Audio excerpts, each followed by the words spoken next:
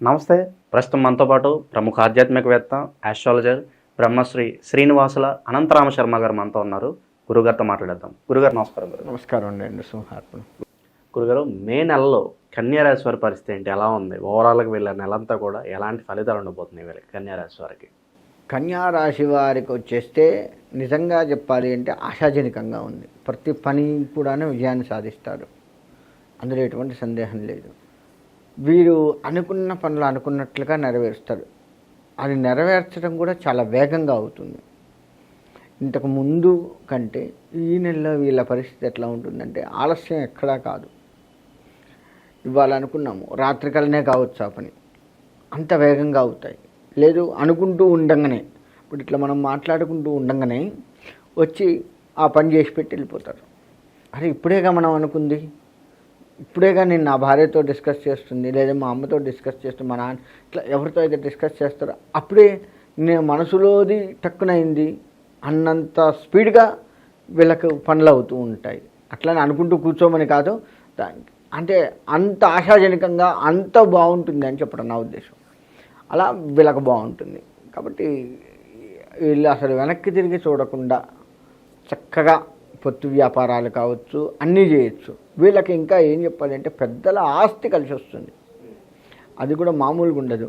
ఈ నెలలో వీళ్ళ యొక్క గోచారం రీత్యా కనుక చూసుకుంటే వీళ్ళకి ఎట్లా ఉంటుందయ్యా అంటే తాతల ఆస్తి పత్రాలు వీళ్ళకి దొరుకుతాయి.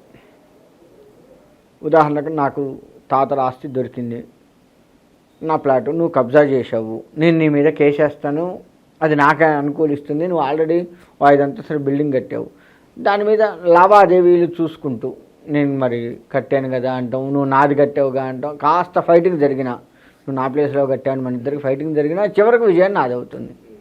అలా వీళ్ళకి అలా అనుకోకుండా కలిసి వచ్చేది కొంత బాగుంటుంది. పెద్దల ఆస్తి వీళ్ళకు ఎక్కడొక్కడ ఏదో తీరుగా తెలిసి దాని మీద ప్రయత్నాలు చేసి వీళ్ళదే అని చెప్పి తెలుసుకోవడం కూడా జరుగుతూ ఉంటుంది.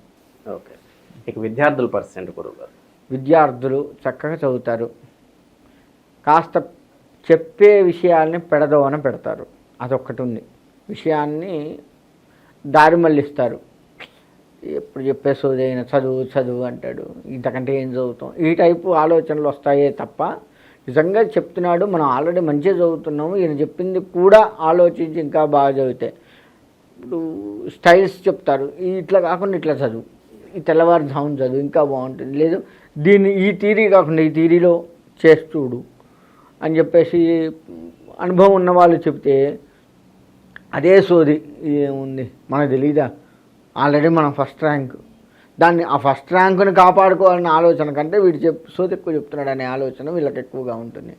కాబట్టి దాన్ని కాస్త సరి చేసుకుంటే విద్యార్థులు బాగుంటుంది. జీవితంలో మూడో వ్యక్తి ఇన్వాల్వ్మెంట్ ఏమన్నా ఉంటుందా? లైక్ ఒక స్త్రీ కావచ్చు, ఒక పురుషుడు రావచ్చు, సడన్గా జీవితంలో రావడం, దానివల్ల ఒక్కొక్కసారి జీవితం బాగుపడుతుంది, ఇంకొకసారి జీవితం నాశనం కూడా అవుతుంది. ఇలాంటి పరిస్థితులు ఏమైనా కనిపిస్తున్నాయి గురువుగారు?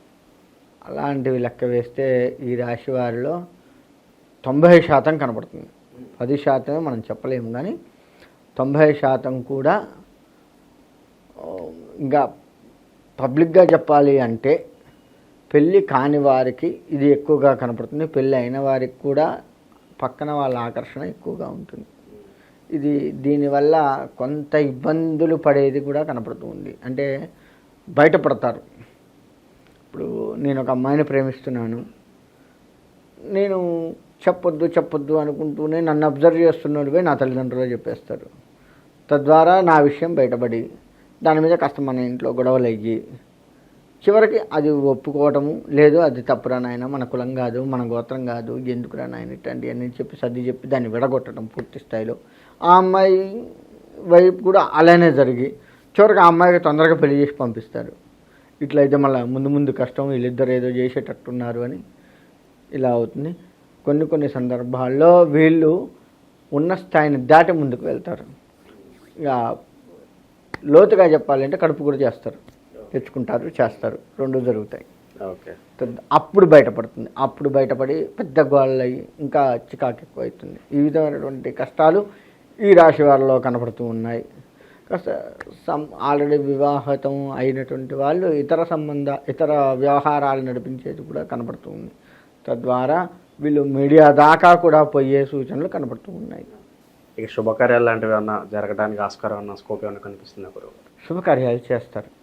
ఇళ్ళల్లో శుభకార్యాలు, మంచి మంచి శుభకార్యాలు, విందు వినోదాల్లో పాల్గొనడమే కాకుండా మనం ఇంట్లో కూడా వాళ్ళని పిలిచి మనం చక్కగా ఇక్కడ వీళ్ళు ఇంకోటి ఏంటంటే వీళ్ళ స్థాయికి దాటి చేస్తారు. కొంచెం అప్పు చేస్తారు. ఇప్పుడు 1,00,000 రూపాయల్లో ముగిస్తే మనకి ఏ గోళ ఉండదు, మిగలకపోయినా పర్వాలేదు కానీ తగలదు అని ఓ టార్గెట్ ఉంటుంది. వీళ్ళు ఏం చేస్తారంటే ఆ 1,00,000 కాకుండా 1,50,000 2 లక్షలు ఖర్చు పెడతారు బేసిజానికి, అంటే డాంబికానికి ఎక్కువగా పోయి ఖర్చు పెట్టి కొంత ఇబ్బంది పడతారు. అయినప్పటికీ కూడా దాన్ని ఈ నెలలో సవరించుకొని సెట్ చేయగలరు, ఇబ్బంది ఏం లేదు. అలా పోవటం తప్పు, ఫస్ట్ అప్పు చేయటం అనేది తప్పు. సరే, ఒకవేళ పోయినా సెట్ చేసుకోగలరు, అందులో సందేహం లేదు. ఇక రాజకీయ సినీ ప్రముఖులకు ఎలా ఉంటుంది? మంచి అవకాశాలు, స్టార్డమ్ ఎక్స్పెక్ట్ చేసే వాళ్ళకి ఎలా ఉండిపోతుంది? కొత్తగా సినీ రంగంలోకి వెళ్ళాలి, లేదు మన వెండితెర కాకుండా బుల్లితెరలోకి వెళ్ళాలి అన్నా కానీ బాగుంటుంది. 2 రంగాలుగా వీళ్ళకి బాగుంటుంది. సీరియల్స్ కానీ, డైరెక్ట్ సినిమా కానీ, ఈ 2 రంగాల్లోకి బాగుంటుంది, వెళ్ళొచ్చు. మంచి మంచి అవకాశాలు వస్తాయి. జార్చుకోకుండా, ఆలస్యం చెయ్యకుండా ఓకే చెప్పాలి. వీళ్ళు ఖచ్చితంగా బాగుంటుంది. వీళ్ళు ముందే ఒప్పుకుంటే మనం చీప్ అవుతాము అని ఆలోచిస్తారు, కానీ ఒక్కసారి మనం ఒప్పుకుంటే తెలుస్తుంది చీప్ అవుతామా కాదా. అయినా పర్వాలేదు, ఈ ఒక్కదానికి చీప్ అయినా నెక్స్ట్ ఆల్రెడీ ఒక అనుభవం వస్తుంది. ఒక దాంట్లో చేశాడు, మనం కూడా పిలుద్దామని ఇంకోళ్ళు పిలవటం, చేయటం, అట్లా ఒక స్టెప్ పైకి ఎక్కేది ఉంటుంది. చీప్ కారు ఫస్ట్, ఎందుకంటే ఒకటి మనల్ని పిలుస్తున్నాడు అంటే ఎవడు లేకనే పిలుస్తాడు. కాబట్టి మనం ప్రయత్నం చేస్తున్నందుకు గుర్తించి పిలుస్తారు. ఈ 2 కారణాలతో పిలుస్తారు. 2 కారణాలు మనకు మంచిదే. ఎవడు లేక పిలిచినా మనం ఒక స్టెప్ ముందుకేసినట్టే. మనం ప్రయత్నం చేసినందుకు గుర్తించి పిలిచాడు అన్నా ఒక స్టెప్ కాదు, ఇక్కడ 2 స్టెప్పులు ముందుకు వచ్చినట్టే. మనం పడ్డ కష్టానికి వాడు గుర్తించాడు అని. సో ఈ 2 మంచిదే, కాబట్టి వెంటనే ఒప్పుకొని ముందుకు వెళ్ళటం మంచిది. ఆల్రెడీ ఒక పొజిషన్లో ఉన్న వాళ్ళకు ఇంకా మంచి మంచి అవకాశాలు వస్తాయి. ఇంకా మెరుగైన ఫలితాలు పొందడానికి వీళ్ళు ఎలాంటి రెమెడీస్ చేసుకోవాలి గురుగారు? మరి వీళ్ళు శుక్రారాధన బాగా చేయాలి. జనాకర్షణ వీళ్ళకు బాగా కావాలి. కాబట్టి శుక్రగ్రహాన్ని కనుక ఆరాధించినట్లయితే తప్పకుండా మంచి ఫలితాలు వస్తాయి. జనాకర్షణ బాగా బాగా కావాలి. ఎందుకంటే ఆల్రెడీ వీళ్ళకి జనాకర్షణ ఉండే మంచి పొజిషన్లోకి వస్తున్నారు.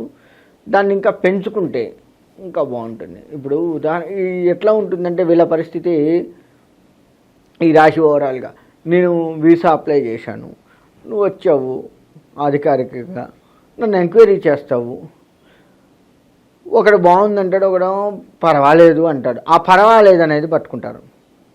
ఎక్కడ తేడా వచ్చిందో ఏంటో. బాగుందన్నవాడు ఎట్టావు బాగుందన్నాడు కదా, ఈ పర్వాలేదంటే ఎక్కడ తేడా వచ్చింది అనేది పట్టుకొని వీసాన్ని రిజెక్ట్ చేయటం చేస్తారు. అందుకని జనాకర్షణ ఎక్కువగా ఉంటే పర్వాలేదు అనుకున్నవాడు కూడా బాగానే మాట్లాడతాడు, బాగానే ఉన్నాడు, మంచిగా ఉంటాడు అందరితో పాటు అనగానే చక్కని దాన్ని ఓకే చేస్తారు.